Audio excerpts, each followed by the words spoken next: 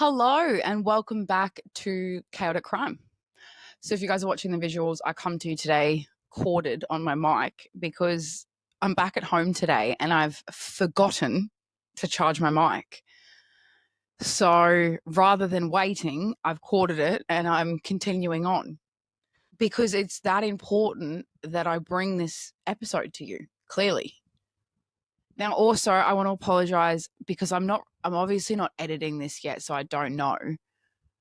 But if you guys hear background noise, I'm sorry. The background noise is my air conditioner. I can't turn it off because I need it, and I can't take my jumper off because I need it for emotional support. If you get it, you get it. If you don't, you don't. And if you don't, then you probably aren't going to understand me. But anyway, rather than jibber jabbering for minutes on end at the beginning of this episode, I'm just going to dive straight into today's case. Because this one is actually a requested case, and I haven't done a requested case yet, so I'm quite excited to bring it to you guys. But I got an email about 2 weeks ago from Chloe who desperately wanted me to deep dive on this case, and I can't say no to that. Because when she brought it to me, I had actually never heard of it. And I mean, I love to throw my hand up and say, this was really fun for me because I haven't heard of it. And it was like a whole new case. And little bit of a guilty pleasure of mine are cults. Cults intrigue the absolute shit out of me. I don't know what it is. But the level of manipulation that comes with being in a cult is insane. So that's why I actually felt like this was perfect for our July series, and even more emphasis on why I wanted to do it was because I feel like cults center so much around double lives and deception. Therefore, it's so fitted to our theme of this month. So today we're going to dive into the case of Keith Raniere, who ran the cult known as NXIVM. So let's start with who the hell is Keith? So his full name was Keith Allen Raniere, and he was born in 1960 in Brooklyn, New York. And apparently he was thought of as a god. And I don't mean this methodically either. I mean this literally. He claimed to people that he could actually read by 2 and was speaking in full sentences by 1. He reckons he had an IQ of 240. Now, I just want to add in a little bit of a personal touch here. This is a bit of a reality check for old Keithy boy, is the IQ came from one test which was given by a high school IQ society, and he clung to that fucking test result like the gospel for the rest of his life. And according to reports, his father did claim he was gifted all the time, and Keith really ran with this. So when Keith turned 12, he read a sci-fi book called Second Foundation, all about hypnosis and mind control. And it basically just inspired him. Not in a sweet little, I want to be a sci-fi writer kind of way, but more like, what if I use this to manipulate people? And then moving into his teens and even his 20s, Keith had this charm, a smooth talker and a player, but so many dark patterns were already appearing early on. By the time he was 24, he allegedly groomed and assaulted a 15-year-old girl named Gina. And then his next partner to come after that, her name was Gina as well. And she was also 15. Now, we are going to get into the women a lot more throughout the story, but I do want to say that second Gina did end up taking her life at 30. So instead of someone stopping Keith here, he wasn't stopped and he continued to basically rebrand himself. Keith ended up dipping his toes into multi-level marketing in the 90s, and he joined a company named Amway. And essentially, it seemed that he really wasn't thriving here, but he did watch and he did learn. So he essentially ended up leaving this job and he went on to start his first business, which was a sketchy MLM, which is multi-level marketing. And he called it Consumers Byline Incorporation. Now, this company went on to be investigated in 25 states for fraud and eventually did get shut down. But like a true narcissist, Keith just pivoted. So this is where NXIVM was born. So NXIVM was spelt like the medication, but definitely not approved by any medical board anywhere in the fucking world, was launched in 1998. And this was started with Nancy Salzman, a nurse and a trained hypnosis at the time. And it was essentially marketed as a self-help and executive success program. You'd pay thousands of dollars to level up through workshops called ESP, Executive Success Programs. And this is me just making a little joke, but essentially what this was people just wearing, colored sashes, bowing to Keith, calling Nancy perfect. And I joke, but I genuinely mean that is what it was as well. So you journal and self-analyze and unpack trauma, and it felt empowering for a while. But in the end, every single move was choreographed to actually break you down and rebuild you into Keith's image. And it appears that the more advanced you became in this program, the more isolated and the more dependent you became on Keith and Nancy. So one of the courses that Keith sold was at a cost of $7,500, and it was titled Benefits of Your Partner Suddenly Dying. How is that okay? Who greenlit this?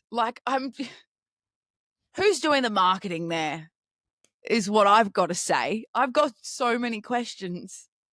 Now, one disturbing fact and interesting fact of this case is that NXIVM targeted famous people, so actors, writers, highenesses, because credibility is currency.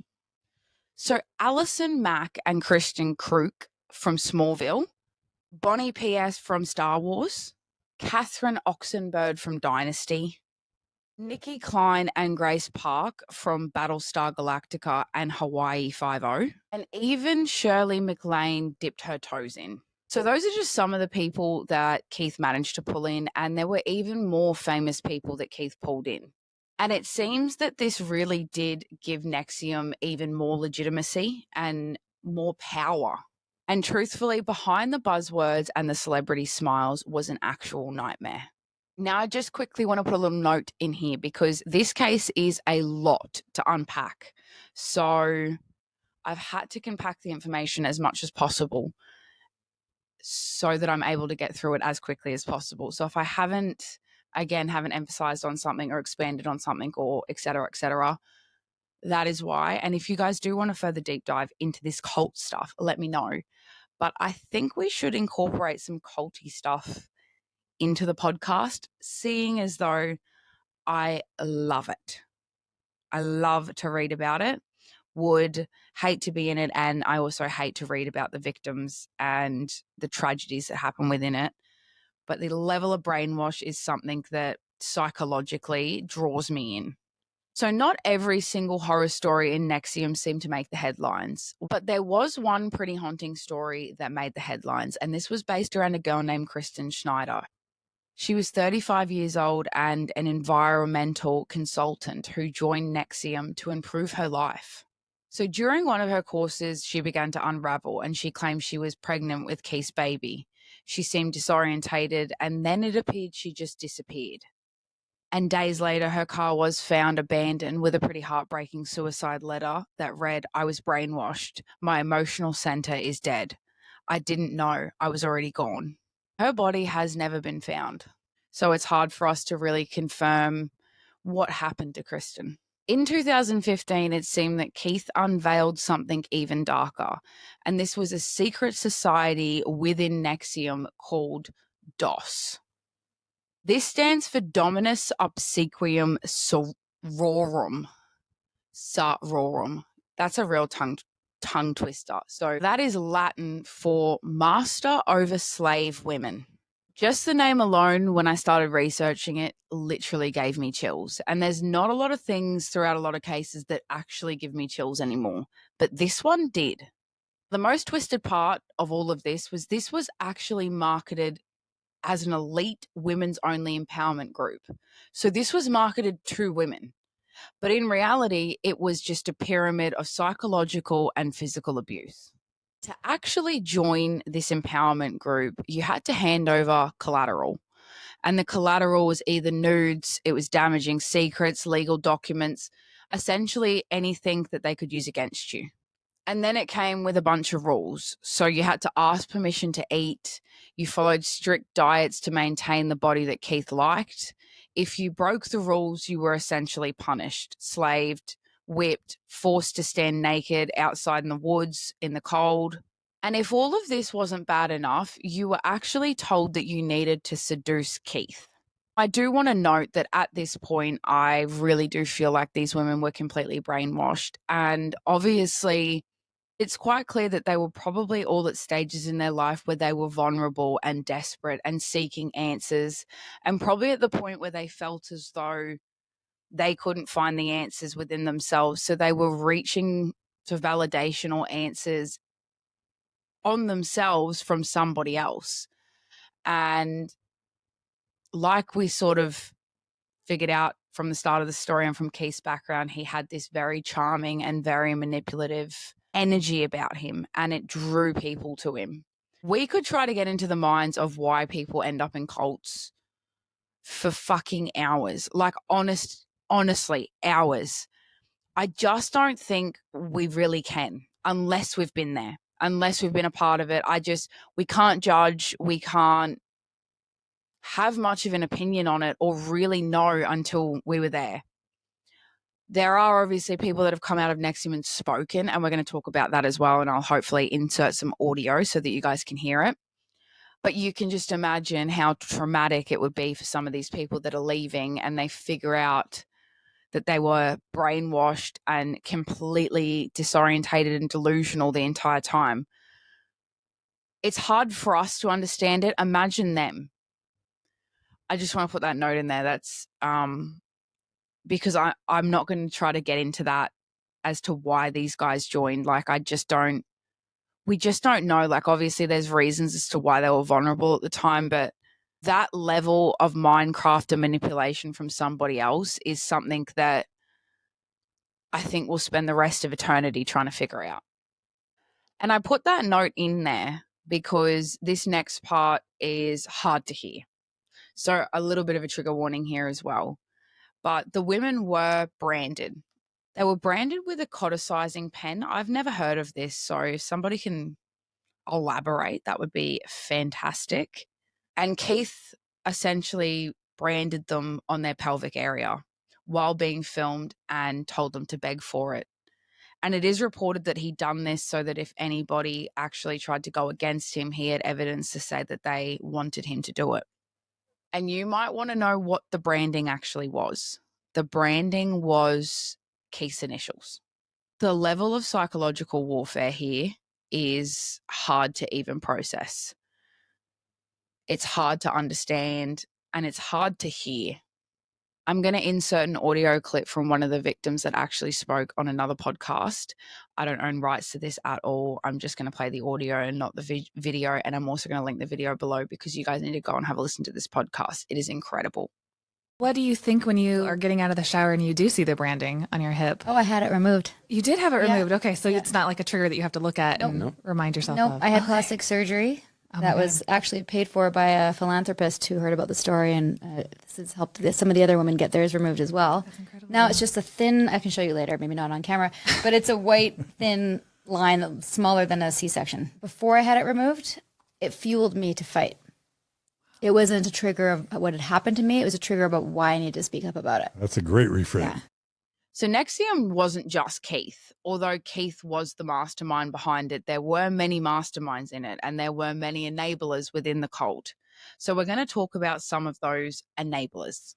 So one of the first enablers was Alison Mack, and she was a victim, but she also became a master in the end. She recruited women into DOS and helped enforce the punishments.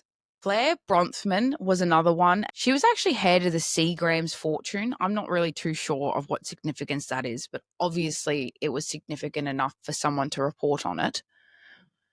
So she bankrolled NXIVM and paid for Keith's legal team. Now, there is even footage of these branding ceremonies that have come out. Like I said, I think Keith's plan to film these was to save his ass, but they were sort of labeled as empowerment. But essentially they were used for blackmail and compliance. Some of the women that Keith was abusing were 15 years old, and this guy's pushing 45. 45. Get a grip.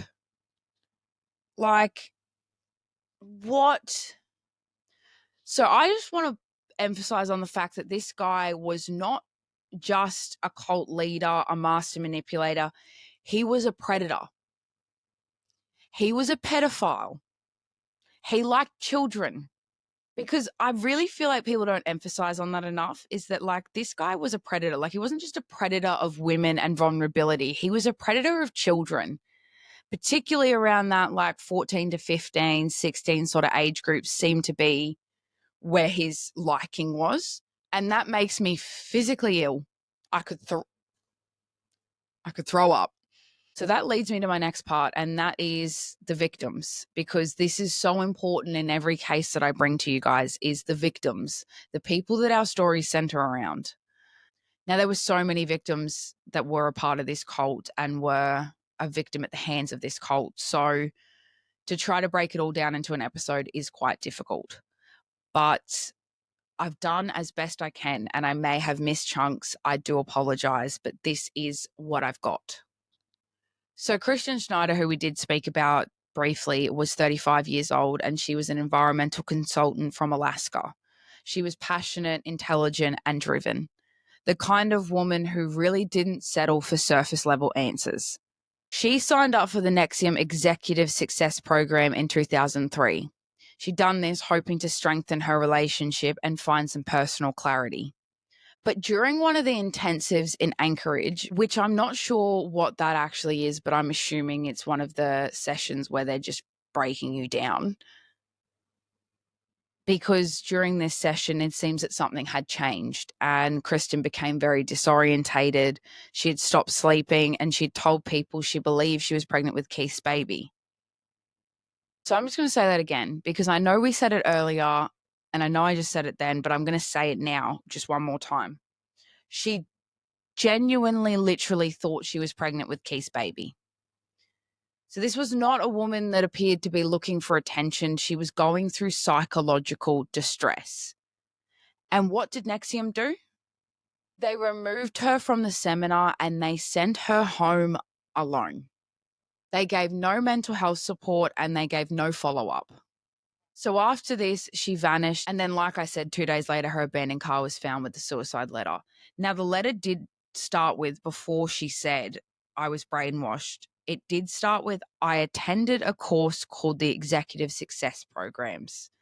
And then it followed with, I was brainwashed. My emotional center is dead. I didn't know I was already gone.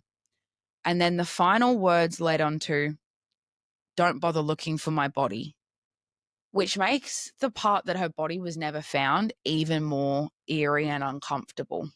Now, the letter itself was really haunting, but the scarier part is that NXIVM never took accountability for any of this. They treated her death as though it was irrelevant to them, almost collateral damage on their path to empowerment of women. And I feel like Kristin deserves so much better, but I also feel like there's a lot more to Kristin's story that we don't know. I've got questions and obviously conspiracies in my own mind about it. And maybe we can do a conspiracy theories episode, because I know some of the haters love them, don't they? Like I'm the first one to ever come up with some of these conspiracy theories either. Come on. So now we're going to talk about Gina Hutchinson. She was another one of Keith's victims, and this one is quite heartbreaking. It's one of the earliest ones and almost one of the more tragic. Keith told her that she was special and she was the chosen one. Now we can imagine being 14, 15, take yourself back there and imagine someone older saying all of these things to you and making you feel special. Whether you're a girl or a guy or a they or a them, you guys would know exactly what I'm talking about. That feeling, she would have been buzzing. So Keith even claimed that she was the reincarnation of the Buddhist goddess. And this was grooming, plain and simple, but of course at the time she didn't see it and nobody saw it. This was spiritual manipulation that was masked as love.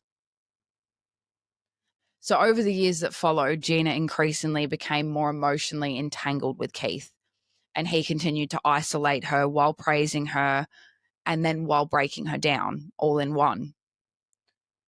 And by 16, they were in a full-blown sexual relationship.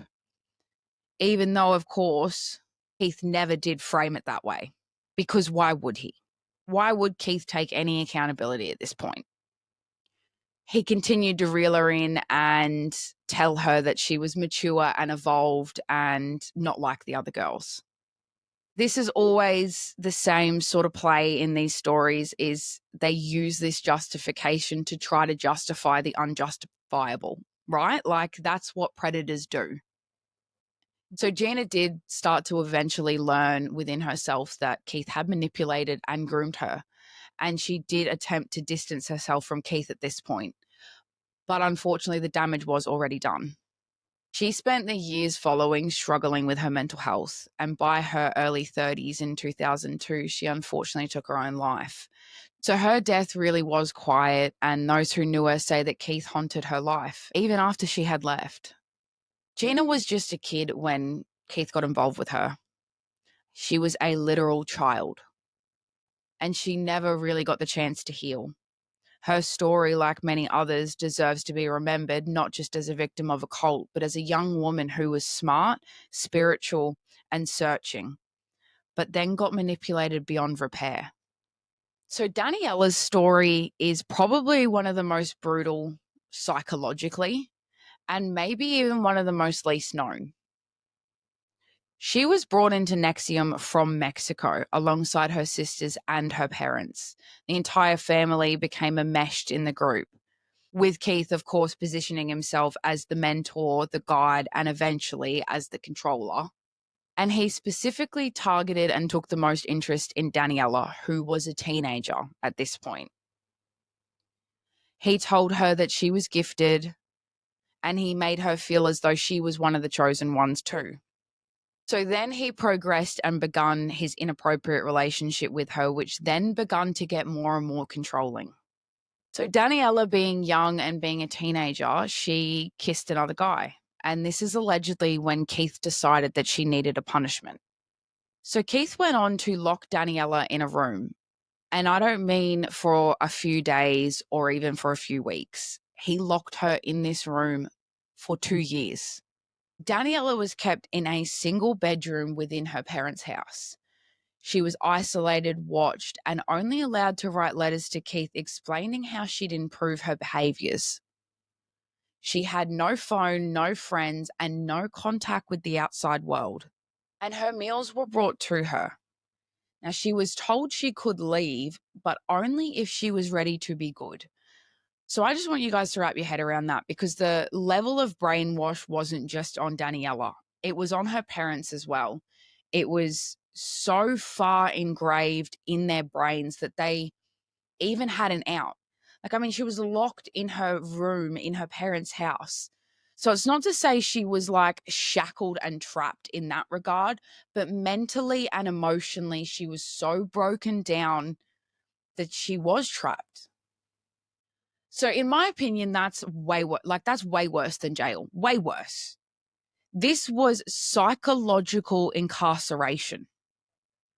So eventually, Keith, who essentially turned into a prison guard at this point, deported her back to Mexico after 2 years of solitary confinement. Now, she did end up going forward to testify against Keith in court, and her testimony is chilling, quiet, controlled, and devastating. She was so brave to get up and speak and share her story. I think about Daniela and I think about her resilience and the way she spoke in court.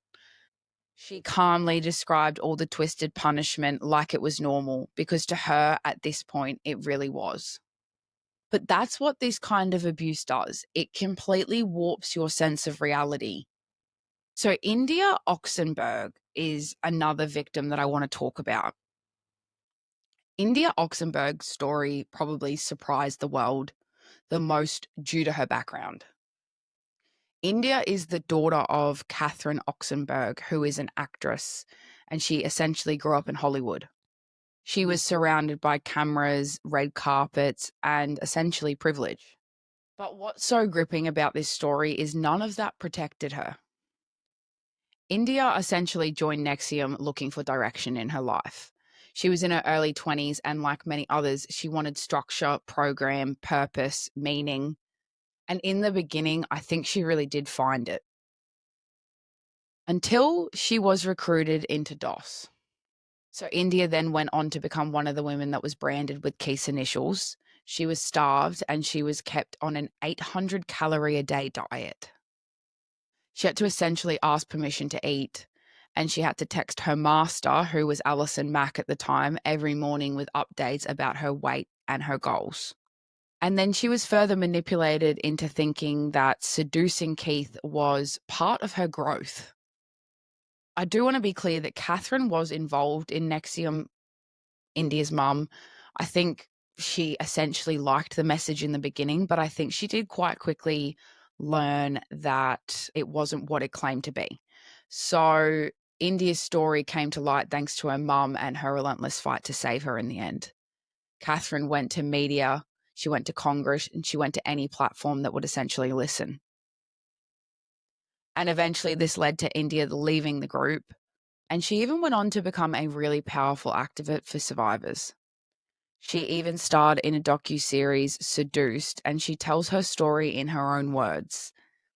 It's really raw and really powerful, so I recommend you guys go and check that one out. India wasn't weak. She was a human being, and she essentially was seeking direction, and this was turned into a weapon against her. So now we're going to talk about Tony Natalie. Tony Natalie was Keith's partner for almost a decade, long before NXIVM became mainstream. So she met him in the early 1990s and fell for his charm, his intelligence, his vision. But I want to be clear that as time went on, Tony really did start to recognize the darkness. So she got to a point where the darkness was just simply too dark for her, and she tried to leave him. But essentially, this is when Keith began stalking her. So Keith was pretty relentless in his battle to try to destroy Tony. He went on a years-long harassment campaign against her. He filed lawsuits, he had her investigated, and he essentially tried to destroy her financially and then emotionally. He just would not let go, because in his mind, Tony was his, and no woman was allowed to walk away from him. So Tony went on to become one of the earlier whistleblowers in this investigation. She went on to try to warn people, she tried to stop him, but at the time, no one really listened. And to just give you a happy ending on that one is that Tony is still around and she is still healing, but she's also speaking out. And she actually went on to write a book called The Program, which is a must read if you want to try to get into the mind and learn the lifelong effects of being in Keith's orbit. So to me, honestly, Tony's a survivor in every sense of the word, but more than that, she's a fucking goddamn hero. So I could go on and on and on about the victims and the stories because there are so many to share. There is so much pain. There are so many layers to this. And there are so many people that have been directly affected and involved in this case. And these stories are truly just a fraction of the pain that Keith ended up leaving behind. And there are even some women's names and stories that we will probably never know, who might be too scared and too broken to come forward. So that's why I really liked the idea of bringing this case to you today, because we want to emphasize on telling these stories. We don't want to glorify the cult or spotlight the abuser. We also want to make sure that we're saying the victims' names. We need to remember their pain, and we need to try to do what we can to make sure that it doesn't happen again. So let's talk about someone who changed the entire trajectory of this case. So this is someone who was both a recruiter and a victim, and then eventually became one of the loudest and bravest voices in bringing NXIVM down. And that person is Sarah Edmondson. And just quickly, if the name does sound familiar, she was on HBO, The Vow, so that's probably why. But long before any of the documentaries and the headlines, Sarah was just a young actress from Vancouver trying to find a purpose in her life. And essentially, she was introduced to NXIVM in 2005, and she quickly became one of the more successful recruiters. And when I say that, I mean Sarah was top of the chain. She helped open the NXIVM Centre in Canada, and she rose the ranks to become a highly respected proctor. So it seems that a proctor in NXIVM was essentially someone who taught these high-level intensives. So those intensives are like the same ones that we're talking about with Kristin Snyder earlier. And she essentially brought new members into the fold. Now, I just want to put a little note in that after the headlines came out, NXIVM was actually titled to be a sex cult. So Sarah didn't join thinking, hey, I'd love to help run a sex cult. She genuinely joined with the idea that she was helping people. And to be fair, Sarah was probably as equally brainwashed as everybody else around her. She thought she was guiding people towards confidence, healing, and transformation, all the things that she wanted desperately for herself. But then came DOS. So in 2017, Sarah was approached by Lauren Saltzman, and she was approached to join this secret women's empowerment group. So at this time, she was told that it was elite and it was invite only, and that this would push her potential growth to whole new levels. So to Sarah at the time, it sounded intense and exclusive, and then it also sounded like the transformation that she was desperately seeking. So like many others that joined the group, Sarah said yes. So at the time, Sarah knew nothing about what was actually going on in DOS. So essentially, she ended up joining a master-slave hierarchy, where she would essentially be required to provide collateral, which was either those nude photos, confessions, secrets, like we spoke about earlier. She'd be forced into her calorie-restricted diet. She would be instructed to ask for things such as exercise, sleep, or food. And worst of all, Sarah did end up branded. So she was essentially pinned down and branded with Keith's initials, and they claimed at this point to her that this was all about sisterhood. So I do just want to note that during these branding ceremonies, they didn't use any, like there was no medical supervision. There was nothing. So you were just pinned down and branded. It's not like you were numbed in the area. It's not like you were under the needle. Like nothing was done properly. Not that there is any right way to brand someone properly, but they didn't at least try to do it in a safe way either. So it was in that moment that Sarah essentially cracked, because she went home and tried to process what had actually just happened to her. Now, Sarah was married to Anthony Ames at this point, and he went by Nippy. So I'm going to be calling him Nippy for the rest of the story. Just bear that in mind. But essentially, when she told her husband what had happened, and he was also a fellow member of NXIVM at this point, they both started to just unravel. The realization started to hit them hard. That none of this was actually about empowerment, and it wasn't healing, and it was just simply abuse. So at that point, Sarah and Nippy both left NXIVM. And they didn't go quietly at all.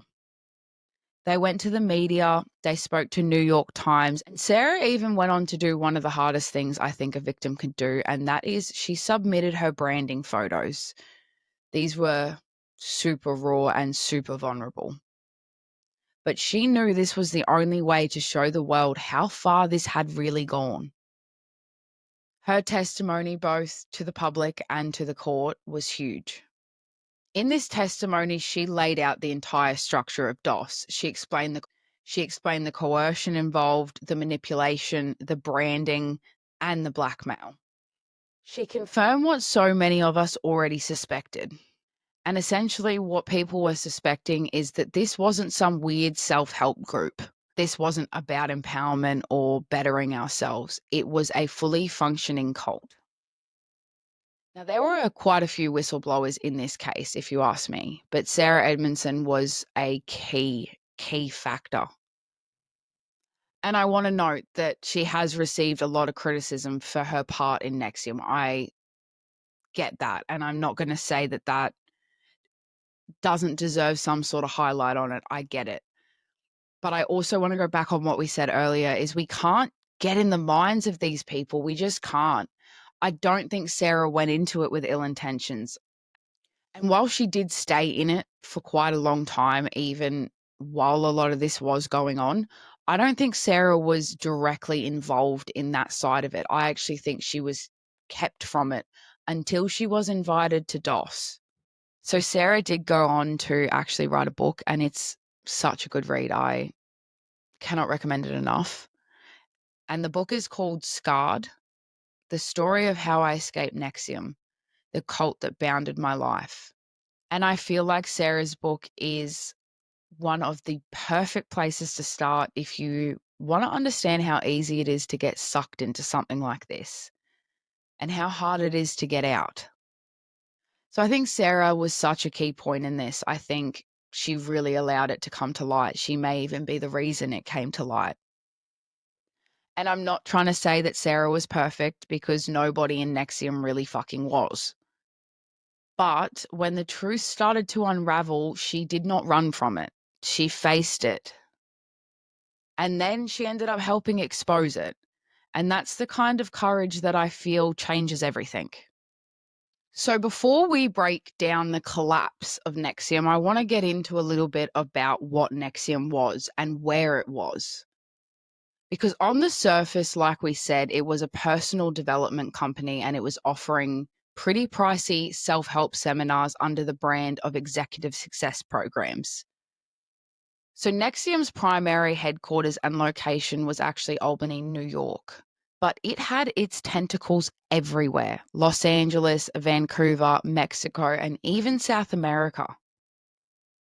But we now know that under the surface of it all, NXIVM wasn't a coaching company at all. It was basically a front for psychological manipulation, financial abuse, and sex trafficking. And at this point, Keith's inner circle still consisted of the same people, which was Nancy Saltzman, Lauren Saltzman, who is Nancy's daughter, Allison Mack, and then, of course, he still had Claire Bronfman. And basically, NXIVM seemed to work in a bit of a structure at this point, and it had heaps of different levels. So the more money you paid or the more people you recruited, the higher you ranked. And like I made a joke about, but I was very serious about, they had sashes that were color-coded, sort of like martial art belts. And then we know that within NXIVM was DOS, which was basically a secret inner circle for women, run by women, but it was controlled by Keith. So thankfully, by 2017, the walls finally started to crack down on NXIVM's palace. Now, this started when the New York Times published an article titled "Inside a Secretive Group Where Women Are Branded." And essentially from here, the dominoes just began to fall. Keith fled to Mexico straight away, and he was hiding inside a villa with several loyal followers. But in 2018, he was finally arrested and brought back to the US. And in 2019, his trial finally began.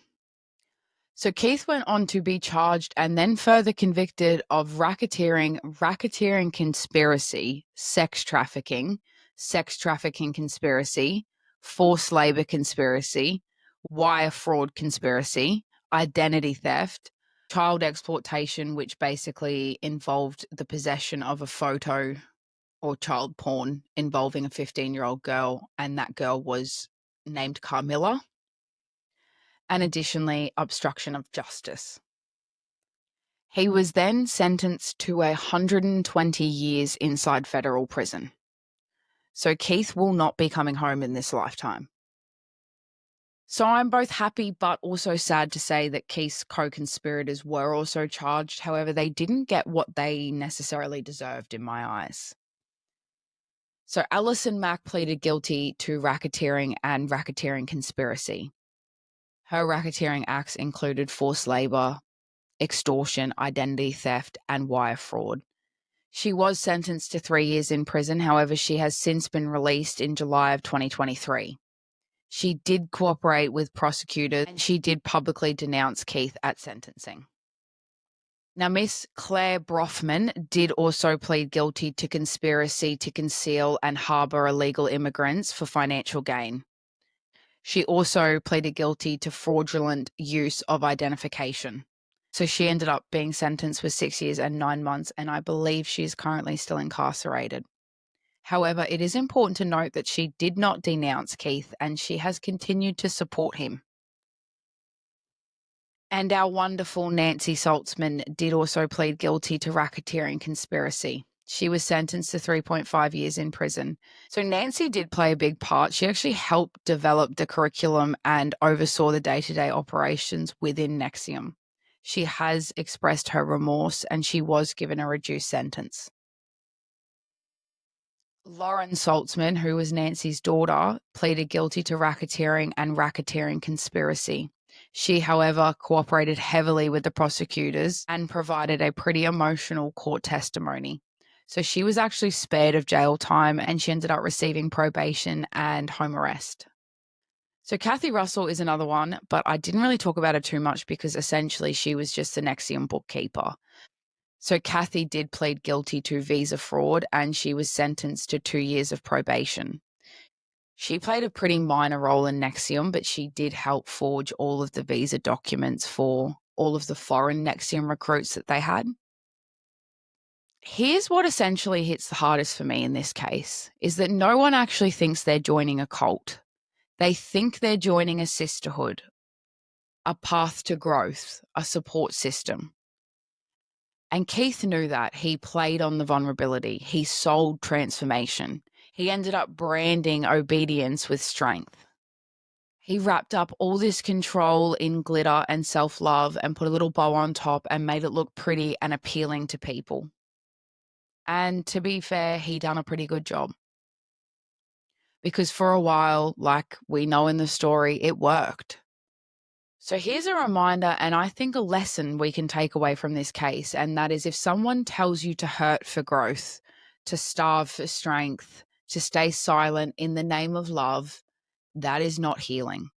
That's control. So that is it for today's episode of Chaotic Crime and for episode 2 of our July series, which is Double Lies and Deception. Let me know what you guys thought about this episode and what you thought about this cult case. If you guys like cult cases, if they intrigue you as much as they intrigue me. And I want you to answer one question, is what would you do if someone close to you joined something like this? Thank you for joining me in today's episode. And until next time, stay loud, stay curious, and never stop asking questions.